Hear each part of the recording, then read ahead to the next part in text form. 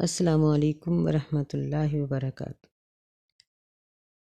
آج ہم سورہ الاعراف کی آیت نمبر 127 سے شروع کریں گے انشاءاللہ۔ اعوذ باللہ من الشیطان الرجیم، بسم اللہ الرحمن الرحیم۔ وقال الملأ من قوم فرعون، اور فرعون کی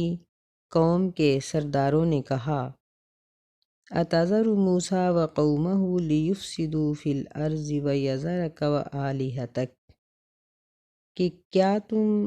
چھوڑتے ہو موسیٰ علیہ السلام کو، یعنی موسیٰ علیہ السلام کو چھوڑ دو گے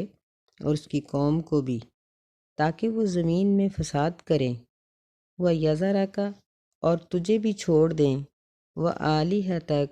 اور تیرے معبودوں کو بھی چھوڑ دیں۔ قَالَ سَنُقَتِّلُ أَبْنَاءَهُمْ وَنَسْتَحْيِي نِسَاءَهُمْ، فرعون نے کہا کہ ان قریب، یعنی بہت جلدی ہم قتل کریں گے ان کے بیٹوں کو اور ان کی عورتوں کو زندہ رکھیں گے ہم۔ وَإِنَّا فَوْقَهُمْ قَاهِرُونَ، اور بے شک ہم ان کے اوپر غالب آنے والے ہیں۔ اس سے پہلے ہم سبق میں یہ بات پڑھ چکے ہیں کہ موسیٰ علیہ السلام نے جب ان لوگوں کے مقابلے کی دعوت کو قبول کیا اور ان لوگوں نے جادو کا مظاہرہ کیا، جبکہ موسیٰ علیہ السلام نے اپنے معجزہ کو اللہ کے حکم سے دکھایا کہ وہ لاٹھی جو تھی وہ اژدہا بن گئی، اور جادوگروں نے جب اس بات کو پہچان لیا کہ وہ جادو نہیں ہے تو وہ مسلمان ہو گئے۔ اب فرعون نے ان کو قتل کی دھمکی دی اور وہ کہنے لگا کہ یہ تم لوگوں کی سازش تھی، لیکن انہوں نے انتہائی سنجیدگی کے ساتھ یہ جواب دیا کہ ہم اللہ کی طرف سے آنے والی نشانیوں پر ایمان لا چکے ہیں اور اب ہم اس سے نہیں ہٹ سکتے، تم جو چاہتے ہو کر لو۔ یعنی انہوں نے فرعون کی سزا کو چھوٹا سمجھا اور اپنی آخرت کی زندگی پر کسی بھی چیز کو ترجیح دینا مناسب نہ سمجھا۔ تو فرعون پریشان ہو گیا کہ اب کیا ہو، اور اس کے جو سردار کچھ باقی بچے تھے جو مسلمان نہیں ہوئے تھے، انہوں نے تعجب کے ساتھ فرعون کو کہا کہ کیا اب تم ان کو اور موسیٰ علیہ السلام کو چھوڑ دو گے کہ وہ زمین میں فساد برپا کریں، یعنی بغاوت کر دیں، تمہارا تختہ الٹ دیں یا وہ اپنا مذہب قائم کر دیں؟ تو فرعون کو انہوں نے اس بات سے جوش دلایا تو وہ جوش میں آ گیا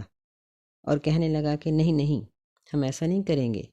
ایسا نہیں ہونے دیں گے، بلکہ ہم ان کے بیٹوں کو قتل کریں گے اور ہم ان کے اوپر غالب آئیں گے۔ یہ بات یاد رکھنی چاہیے کہ جس فرعون سے موسیٰ علیہ السلام کا مقابلہ ہے، یہ وہ نہیں ہے جس نے موسیٰ علیہ السلام کو پالا تھا،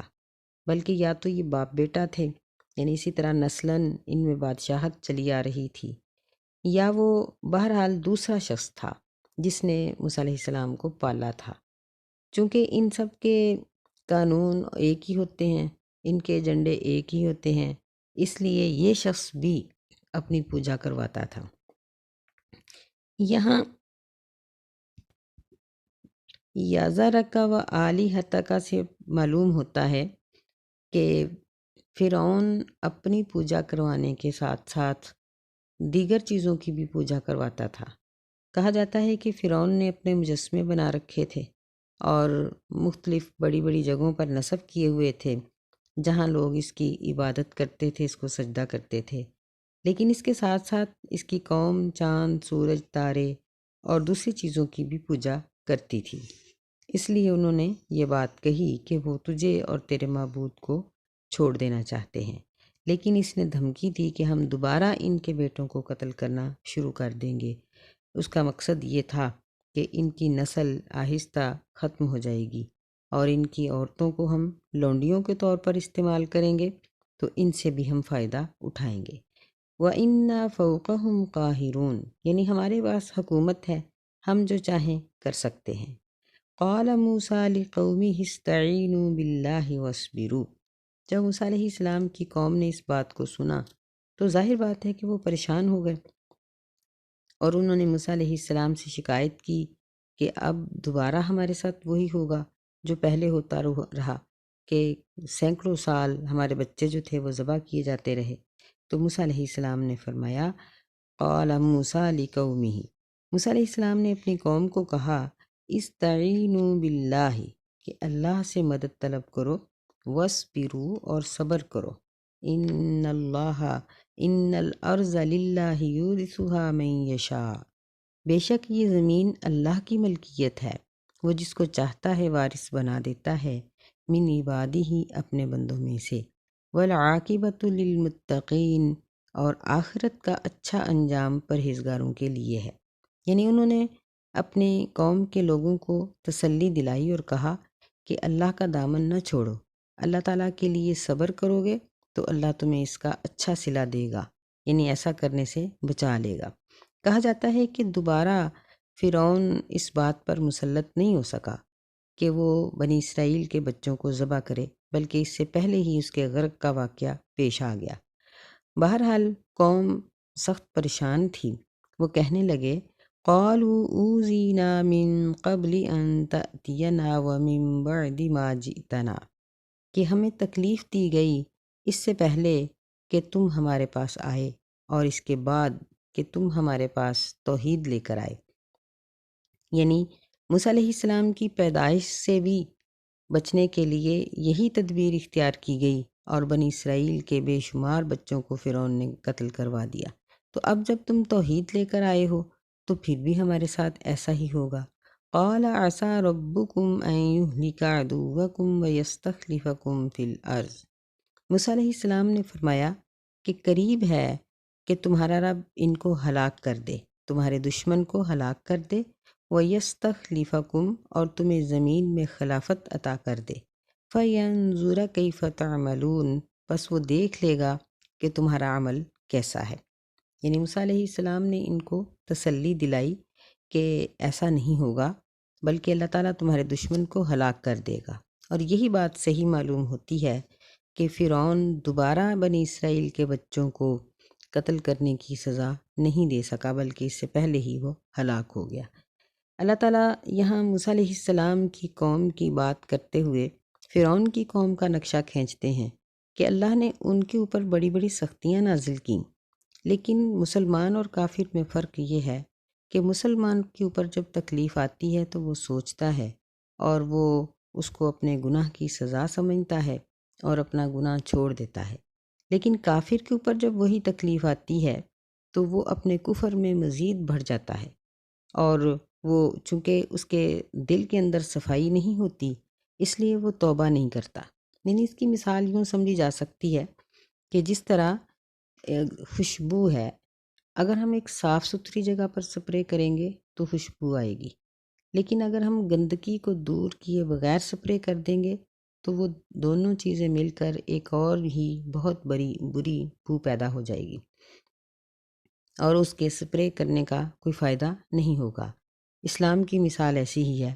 کہ یہ صاف دلوں کے اوپر اثر کرتا ہے، جن دلوں کے اندر غدر ہو، منافقت ہو، گندگی ہو، اللہ تعالیٰ کے ساتھ یعنی محبت کی بجائے نفرت ہو، ان دلوں کے اندر اسلام نہیں آتا۔ بہرحال موسیٰ علیہ السلام کی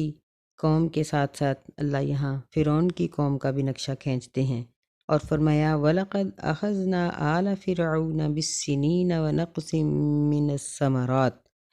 اور البتہ تحقیق ہم نے پکڑ لیا آل فرعون کو بالسنین، قحط سالی کے ساتھ، وَنَقْصٍ مِّنَ الثَّمَرَاتِ، اور پھلوں کی کمی کے ساتھ، لَعَلَّهُمْ يَذَّكَّرُونَ، تاکہ وہ نصیحت پکڑیں۔ یعنی ان لوگوں کے اوپر قحط سالی آ گئی کہ بارشیں بند ہو گئیں اور فصلیں تباہ ہو گئیں، تو اس کا مقصد یہ تھا کہ لعلہم یذکرون، کہ وہ نصیحت پکڑیں، کیونکہ جب انسان ضرورت مند ہوتا ہے تو اس وقت اس کے خیالات میں شفافیت آ جاتی ہے، اس کے خیالات صاف ہو جاتے ہیں، بہت سی قدورتیں نکل جاتی ہیں۔ اس لیے اللہ تعالیٰ بعض قوموں کو یا بعض افراد کو کھانے پینے کی کمی کے اندر مبتلا کر دیتے ہیں کہ وہ شخص اپنے گناہوں سے توبہ کر لے۔ فرمایا، فَإِذَا جَاءَتْهُمُ الْحَسَنَةُ قَالُوا لَنَا هَٰذِهِ، بس جب ان کے پاس اچھائی آتی تو وہ کہتے کہ یہ ہمارے لیے ہے، یعنی ہمارا حق ہے اور ہماری محنت ہے، اس لیے ہم نے اس اچھائی کو پایا، یعنی اللہ تعالیٰ کی نعمت نہیں سمجھتے تھے۔ وَإِن تُصِبْهُمْ سَيِّئَةٌ يَطَّيَّرُوا بِمُوسَىٰ وَمَن مَّعَهُ، اور اگر ان کو کوئی برائی پہنچتی تو وہ نحوست پکڑتے موسیٰ علیہ السلام کے ساتھ، وَمَن مَّعَهُ، اور اس کے ساتھیوں کے ساتھ۔ أَلَا إِنَّمَا طَائِرُهُمْ عِندَ اللَّهِ، فرمایا کہ خبردار، بے شک ان کی نحوست اللہ کی طرف سے ہے، وَلَٰكِنَّ أَكْثَرَهُمْ لَا يَعْلَمُونَ، اور لیکن ان میں سے اکثر نہیں جانتے، یعنی ان کے اوپر جو سختیاں آ رہی ہیں وہ موسیٰ علیہ السلام کی وجہ سے ہرگز نہیں ہیں، بلکہ ان کے اپنے ہی اعمال کی وجہ سے اللہ تعالیٰ کی طرف ان کے اوپر نحوست ڈال دی گئی ہے کہ یہ نقصان اور یہ کمی یہ سب اللہ کی طرف سے ہے، موسیٰ علیہ السلام اور اس کے ساتھیوں کی طرف سے نہیں ہے۔ یہی بات مدینہ کے منافقین نے بھی نبی علیہ السلام کو کہی، جب ان کے اوپر یعنی جنگ کے دن آئے تو وہ کہنے لگے کہ ہم تو ٹھیک تھے، لیکن تمہاری وجہ سے اور نعوذ باللہ یعنی نبی صلی اللہ علیہ وسلم اور مسلمانوں کی وجہ سے ہمیں یہ دن دیکھنے پڑے۔ تو حالانکہ نبی علیہ السلام کے آنے سے پہلے ان کی جنگیں 40 سال تک چلتی رہتی تھیں۔ ان کے حالات ایسے تھے کہ ہر گھر میں یتیم تھے، لیکن جب نبی علیہ السلام تشریف لائے تو انہوں نے نبی علیہ السلام کو اس بات کا نشانہ بنایا اور یہ نہیں سوچا کہ مسلمانوں کے آنے کی وجہ سے ان کی تجارت میں کتنا اضافہ ہوا، اللہ تعالیٰ نے ان کو کتنی برکتیں عطا کی، کیا کچھ ان کو دیا، یہ چیز نہیں سوچتے تھے۔ اسی طرح ان لوگوں نے بھی یہ بات نہیں سوچی، بلکہ یہ کہنے لگے کہ یہ سب تمہاری وجہ سے ہے۔ وَقَالُوا مَهْمَا تَأْتِنَا بِهِ مِنْ آیَةٍ لِتَسْحَرَنَا بِهَا فَمَا نَحْنُ لَكَ بِمُؤْمِنِينَ، اور وہ کہنے لگے مَهْمَا تَأْتِنَا، جو بھی تو ہمارے پاس نشانی لے آئے گا تاکہ تو ہمیں جادو کرے اس کے ساتھ، بس ہم تیرے اوپر ایمان لانے والے نہیں ہیں۔ حالانکہ یہ لوگ اس میدان میں یہ بات دیکھ چکے تھے، اس کا مشاہدہ کر چکے تھے کہ موسیٰ علیہ السلام کا فن جادو نہیں ہے، لیکن پھر بھی وہ یہی کہہ رہے تھے کہ تم جس طرح سے بھی جادو کرو گے ہمارے اوپر اس کا کوئی اثر نہیں، ہم ایمان نہیں لائیں گے۔ یعنی یہاں دیکھیں کہ بات بالکل واضح ہو گئی کہ یہ لوگ سزا کو سمجھ نہیں رہے بلکہ مزید انکار کر رہے ہیں، اور وہ اپنی روش پر اڑے ہوئے ہیں اور وہ کہہ رہے ہیں کہ ہم ہرگز تمہارے اوپر ایمان نہیں لائیں گے۔ تو پھر ایسے لوگوں کا حق یہی ہے کہ ان کو سزا دی جائے۔ اللہ تعالیٰ نے پھر ان کو مختلف قسم کی سزاؤں میں مبتلا کیا تاکہ یہ توبہ کر لیں۔ فرمایا فَأَرْسَلْنَا عَلَيْهِمُ الطُّوفَانَ وَالْجَرَادَ وَالْقُمَّلَ وَالضَّفَادِيَ وَالدَّمَ آیَاتٍ مُفَصَّلَاتٍ، بس ہم نے بھیجا ان کے اوپر طوفان، والجرادہ اور ٹڈیاں، والقمل اور جوئیں، والضفادع اور مینڈک، والدم اور خون، آیات مفصلات، یہ بڑی واضح قسم کی نشانیاں تھیں۔ فاستکبروا وکانوا قوما مجرمین، بس انہوں نے تکبر کیا اور وہ ایک مجرم قوم تھے۔ یعنی جب قحط سالی آئی تو یہ موسیٰ علیہ السلام کے پاس آئے اور کہنے لگے کہ اللہ سے بارش کی دعا کرو، ہم ایمان لے آئیں گے۔ لیکن جب اللہ تعالیٰ نے بارش برسا دی تو وہ بارش جو تھی ان کی نافرمانی کی وجہ سے ایک طوفان اور سیلاب کی شکل اختیار کر گئی۔ پھر پریشان ہوئے اور موسیٰ علیہ السلام کو کہنے لگے کہ آپ دعا کریں، تو موسیٰ علیہ السلام ہر آنے والے عذاب میں ان کے لیے دعا کرتے اور ان کو بتا دیتے کہ تمہاری یہ مہلت بالکل تھوڑے دنوں کی ہے، اگر ایمان لے آؤ گے تو ٹھیک ہے، اگر نہیں لاؤ گے تو کسی اور عذاب میں مبتلا ہو جاؤ گے۔ اگلی آیات میں اللہ تعالیٰ نے اس بات کا ذکر کیا ہے کہ یہ لوگ ہر مرتبہ اپنا وعدہ توڑ دیتے تھے، تو ایسے ہی اس سیلاب سے جب ان کی جان چھوٹی تو ان کی فصلوں کے اوپر ٹڈی دل کا حملہ ہو گیا اور اتنی ٹڈیاں آئیں کہ ان کو یہ محسوس ہوا کہ ہماری یہ فصل چٹ کر جائیں گی۔ پھر موسیٰ علیہ السلام کے پاس آئے اور اسی طرح وہ ہر عذاب کے آنے پر موسیٰ علیہ السلام کے پاس آتے تھے۔ پھر اللہ تعالیٰ نے ان ٹڈیوں کو ٹال دیا اور انہوں نے اپنے کھیتوں کے غلے کو کاٹا اور محفوظ کر لیا تو ان کے گوداموں میں سسری اور اس طرح کی جو چیزیں تھیں، کیڑے تھے، پیدا ہو گئے۔ کمل کا معنی کھٹمل، جوئیں اور سسری اور اس طرح کی، یعنی ساری وہ چیزیں جو کسی پڑے ہوئے غلے کو ضائع کر دیتی ہیں، وہ سب مراد ہیں۔ پھر ان کے اوپر ایک عذاب مینڈکوں کا آیا کہ ان کے اوپر، یعنی اتنے مینڈک ان کے گھروں میں پیدا ہو گئے، اور عجیب بات یہ تھی کہ یہ سارے عذاب صرف قوم فرعون پر تھے، بنی اسرائیلیوں کے گھر محفوظ تھے بالکل۔ تو پھر ان کی ہر چیز کے اندر مینڈک آ جاتے، یعنی اس قدر ہوتے کہ جہاں بھی کچھ رکھتے تو مینڈک اچھل کر اس کے اندر آ جاتے۔ بعض اوقات ان کے منہ کے اندر بھی آ جاتے، جب وہ لقمے کے لیے منہ کھولتے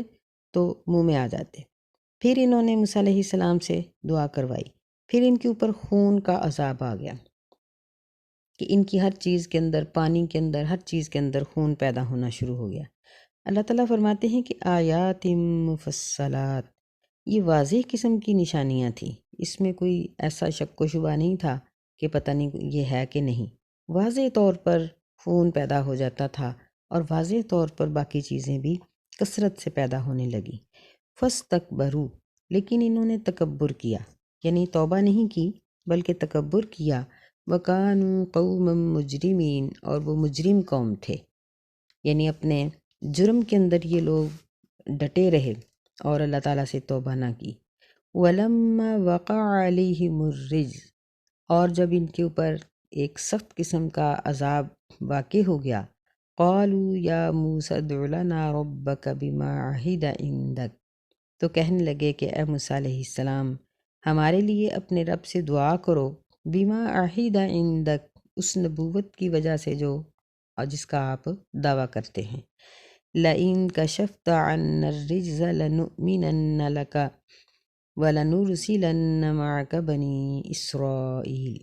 ضرور اگر آپ ہم سے اس عذاب کو کھول دیں گے تو ہم تجھ پر ایمان لے آئیں گے، اور ضرور ہم بھیج دیں گے تیرے ساتھ بنی اسرائیل کو۔ یعنی یہ چھٹا عذاب تھا جو ان کے اوپر آیا۔ رجز سے مراد طاعون کی بیماری بھی ہے، اور یہی مفسرین کہتے ہیں کہ ان کے اوپر چھٹا عذاب طاعون کا آیا، اور ان کے گھروں میں دھڑا دھڑ موتیں ہونے لگیں، گھر خالی ہونے لگے۔ پھر بھاگے آئے اور کہنے لگے کہ ہمارے لیے دعا کرو، ہم بنی اسرائیل کو چھوڑ دیں گے۔ موسیٰ علیہ السلام نے دعا فرمائی، اللہ تعالیٰ نے ان کو عافیت دے دی، لیکن یہ لوگ اپنے وعدے پر پورے نہ اترے۔ فرمایا فَلَمَّا كَشَفْنَا عَنْهُمُ الرِّجْزَ إِلَىٰ أَجَلٍ هُمْ بَالِغُوهُ، بس جب ہم نے ان سے اس عذاب کو، یعنی سخت عذاب کو کھول دیا، إِلَىٰ أَجَلٍ هُمْ بَالِغُوهُ، ایک مقررہ مدت تک جس کو وہ پہنچنے والے تھے، یعنی چند دن کی مہلت ان کو دی گئی، لیکن ان کا رویہ کیا تھا؟ فرمایا اِذَا هُمْ يَنْكُثُونَ، کہ اس وقت وہ پھر وعدے کو توڑ دیتے تھے، یعنی پھر انہوں نے وعدہ توڑ دیا، اور اتنی موتوں کو دیکھنے کے بعد بھی یہ لوگ ایمان کی طرف مائل نہ ہوئے۔ فَانْتَقَمْنَا مِنْهُمْ فَأَغْرَقْنَاهُمْ فِي الْيَمِّ بِأَنَّهُمْ كَذَّبُوا بِآيَاتِنَا وَكَانُوا عَنْهَا غَافِلِينَ، بس ہم نے ان سے انتقام لیا، بس ہم نے ان سب کو غرق کر دیا دریا میں، بِأَنَّهُمْ، اس وجہ سے کہ وہ جھٹلاتے تھے ہماری آیات کو اور وہ اس سے غافل تھے۔ یعنی جب ان کے اوپر طاعون کا عذاب بھی ٹل گیا لیکن یہ لوگ مسلمان نہ ہوئے، تو اسی دوران اللہ تعالیٰ نے موسیٰ علیہ السلام کو حکم دیا کہ آپ اپنی قوم کو لے کر نکل جائیں۔ موسیٰ علیہ السلام اپنی قوم کو لے کر جب نکلے، اور ان کا ٹاکرا ایک، یعنی دریا پر ہوا، بحر کلزم کہا جاتا ہے اس کو، کہ وہاں ان کا آپس میں ٹکراؤ ہوا، اور اللہ تعالیٰ نے اس دریا سے بنی اسرائیل کے لیے راستے بنا دیے جہاں سے وہ بحفاظت نکل گئے، لیکن فرعون اور اس کی قوم کے لوگ جو تھے وہ غرق ہو گئے۔ اس کی دو وجوہات یہاں اللہ نے ذکر کی ہیں۔ پہلی یہ کہ وہ اللہ کی آیات کو جھٹلاتے تھے، اور دوسری وجہ یہ ہے کہ وہ اللہ تعالیٰ کے احکامات سے غافل تھے، یعنی اللہ کے احکامات پر عمل پیرا نہیں تھے، بلکہ وہ اللہ کے احکامات کو چھوڑ کر اپنی مرضی کرتے تھے، جس کی وجہ سے اللہ تعالیٰ نے ان سب کو غرق کر دیا۔ وَأَوْرَثْنَا الْقَوْمَ الَّذِينَ كَانُوا يُسْتَضْعَفُونَ مَشَارِقَ الْأَرْضِ وَمَغَارِبَهَا، اور ہم نے وارث بنا دیا ان لوگوں کو، اس قوم کے لوگوں کو، یستضعفون، جو کمزور سمجھے جاتے تھے زمین کی مشرقوں میں اور مغربوں میں، التی بارکنا فیہا، وہ زمین جس میں ہم نے برکت دے رکھی تھی۔ یعنی ان لوگوں کو شام کے علاقے میں بھی کمزور سمجھ کر پیٹا گیا اور دوسری قوم نے ان کے اوپر قبضہ کر لیا، اور ادھر فرعون نے بھی ان کو کمزور سمجھا اور ان کو اپنا غلام اور لونڈیاں بنا لیا۔ فرمایا ہم نے ان کو وارث بنا دیا۔ وَتَمَّتْ كَلِمَةُ رَبِّكَ الْحُسْنَى عَلَى بَنِي إِسْرَائِيلَ بِمَا صَبَرُوا، اور پورے ہو گئے کلمات تیرے رب کے اچھے کلمات بنی اسرائیل پر، اس وجہ سے کہ انہوں نے صبر کیا تھا۔ وَدَمَّرْنَا مَا كَانَ يَصْنَعُ فِرْعَوْنُ وَقَوْمُهُ وَمَا كَانُوا يَعْرِشُونَ، اور ہم نے ہلاک کر دیا اس چیز کو جو فرعون اور اس کی قوم کر رہی تھی، اور جو وہ یارشون بیلیں چڑھاتے تھے، یعنی ان کے باغات اور ہر چیز کو تباہ کر دیا گیا۔ اللہ تعالیٰ نے یہاں بنی اسرائیل کی سینکڑوں سال کی جو تاریخ ہے اس کو چند لفظوں میں بیان کر دیا ہے۔ یہ کمال ہے اللہ تعالیٰ کا کہ اللہ تعالیٰ صدیوں کی باتیں ایک جملے کے اندر ادا فرما دیتے ہیں، کہ یہ قوم یہ اپنے ملک میں بھی پٹی ہوئی تھی، اور جب یہ مصر میں یہ لوگ آئے سیدنا یوسف علیہ السلام کی وجہ سے، تو یہاں بھی ان کو غلام بنایا گیا، ان کے بیٹوں کو ذبح کیا گیا، اور ان کے اوپر ہر قسم کے ظلم و ستم کیے گئے۔ لیکن ان کے صبر کی وجہ سے اللہ تعالیٰ نے پھر ان کو نجات دی اور ان کو ایک بہت اچھا مقام دیا کہ سیدنا موسیٰ علیہ السلام کے ساتھ یہ لوگ دریا سے اس طرح سے پار ہو گئے کہ جس کی مثال نہ اس سے پہلے تھی اور نہ اللہ تعالیٰ نے بعد میں کسی قوم کو ایسے پار کیا ہے۔ فرمایا کہ یہ ان کے صبر کی وجہ سے تھا۔ وَدَمَّرْنَا مَا كَانَ يَصْنَعُ فِرْعَوْنُ، یعنی فرعون نے جو کچھ بنا رکھا تھا اور جو بڑے بڑے محلات اور جن پر وہ فخر کرتا تھا، ہر چیز کو اللہ تعالیٰ نے تباہ کر دیا۔ اس آیت میں اللہ نے یہ ذکر کیا ہے کہ ہم نے ان کو وارث بنا دیا، تو تاریخ اس بات کی شاہد ہے کہ یہ لوگ اگرچہ یہاں سے پریشان ہو کر نکل گئے تھے مصر سے، پھر یہ دریا سے پار ہوئے، پھر صحرائے سینا میں 40 سال تک ایڑیاں رگڑتے رہے اپنے گناہ کی وجہ سے، پھر یہ لوگ جب اپنے ملک شام کو فتح کر کے وہاں پر ٹھہرے اور ان میں انبیاء کا سلسلہ جاری رہا، اللہ تعالیٰ نے ہزاروں نبی اس قوم کے اندر بھیجے، تو سیدنا داؤد علیہ السلام، سیدنا سلیمان علیہ السلام اور اسی طرح دیگر پیغمبروں کے ساتھ مل کر انہوں نے مصر تک اور مصر سے آگے تک کی فتوحات کیں، یعنی یہ سارے علاقے ان کے زیر نگیں ہوئے، اور یہ لوگ ان سارے علاقوں کے اندر اپنی حکومت بنانے میں اللہ کامیاب ہوئے، اور اللہ کا وعدہ ان کے ساتھ سچا ہو گیا۔ فرمایا وَجَاوَزْنَا بِبَنِي إِسْرَائِيلَ الْبَحْرَ، اور ہم نے گزار دیا بنی اسرائیل کو دریا سے،